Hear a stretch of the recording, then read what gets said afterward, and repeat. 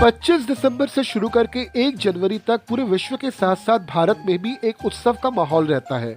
25 दिसंबर को होती है क्रिसमस, उसके बाद पड़ जाते हैं विंटर वेकेशंस, 1 जनवरी को होती है अंग्रेजी नए वर्ष की शुरुआत।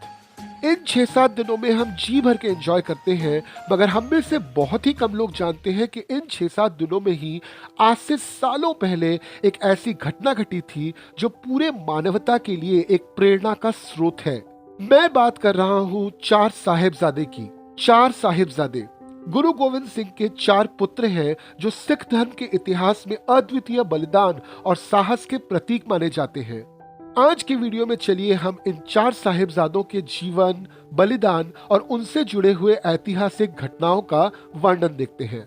वीडियो अगर आपको अच्छा लगा तो इसको लाइक, शेयर, कमेंट जरूर कीजिए। चैनल को सब्सक्राइब करना बिल्कुल मत भूलिए। 4 साहिबजादों में गुरु गोविंद सिंह के सबसे बड़े पुत्र थे साहिबजादा अजीत सिंह। 17 वर्ष की आयु में चमकौर की लड़ाई में इन्होंने शहादत दी थी। दूसरे पुत्र थे साहिबजादा जुझार सिंह, जिन्होंने 14 वर्ष की आयु में चमकौर की लड़ाई में शहादत प्राप्त की थी। तीसरे पुत्र थे साहिबजादा जोरावर सिंह, जो 8 वर्ष की आयु में सिरहिंद में शहीद हुए। और सबसे छोटे पुत्र थे साहिबजादा फतेह सिंह, जो 6 वर्ष की आयु में सिरहिंद में शहीद हुए।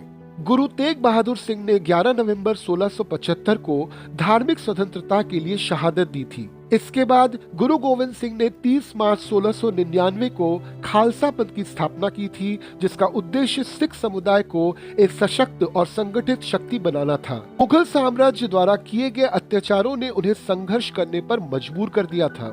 गुरु गोविंद सिंह जी और उनके अनुयायियों ने मुगल साम्राज्य के द्वारा सिखों और हिंदुओं पर किए जाने वाले अत्याचारों का सामना किया था।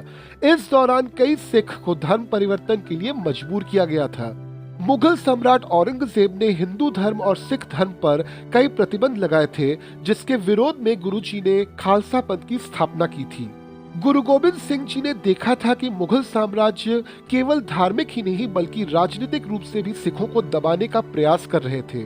1704 में मुगलों ने और राजपूत पहाड़ी राजाओं ने आनंदपुर साहिब पर आक्रमण किया। यह आक्रमण लगभग 8 महीने चला। दिसंबर 704 में गुरुजी ने मुगल सेना से बचने के लिए आनंदपुर साहिब छोड़ने का निर्णय किया। जब गुरुजी अपने परिवार के साथ निकले तो मुगल सेना ने उन पर हमला कर दिया। सरसा नदी के किनारे भयानक युद्ध हुआ, जहां उनका परिवार बिछड़ गया। 21 से 23 दिसंबर 1704 के बीच चमकौर की लड़ाई हुई। यह लड़ाई सिखों और मुगल सेना के बीच लड़ी गई थी। गुरु गोविंद सिंह, उनके 2 पुत्र अजित सिंह और जुझार सिंह और लगभग 40 सिख योद्धा एक छोटे से कच्चे किले में छिप गए थे।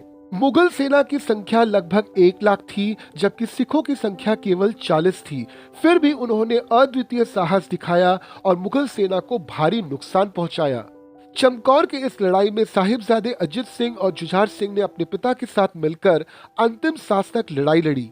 जब गुरु जी ने अपनी माँ माता गुजरी जी और छोटे पुत्रों जोरावर और फतेह सिंह को सुरक्षित स्थान पर भेजा, तब वे मुगल द्वारा पकड़े गए। उन्हें सिरहिंद में कैद कर लिया गया और इस्लाम कबूल करने के लिए मजबूर किया गया। दोनों छोटे साहिबजादों ने इस्लाम कबूल करने से मना कर दिया और उन्हें जिंदा दीवार में चुनवा दिया गया। यह घटना सिख इतिहास के लिए एक काला अध्याय है। 4 साहिबजादों का बलिदान आज भी सिख समुदाय के लिए एक प्रेरणा का स्रोत है।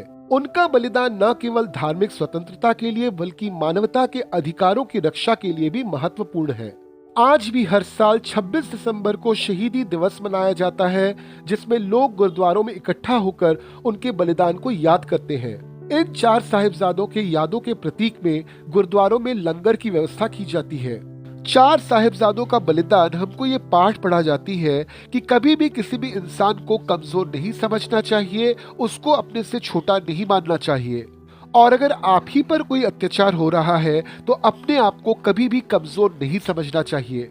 इस महत्वपूर्ण सीख के साथ आज मैं अपना वीडियो यहीं पे समाप्त करता हूँ। फिर मिलेंगे आपसे दूसरे वीडियो में किसी दूसरे टॉपिक के साथ। जय हिंद।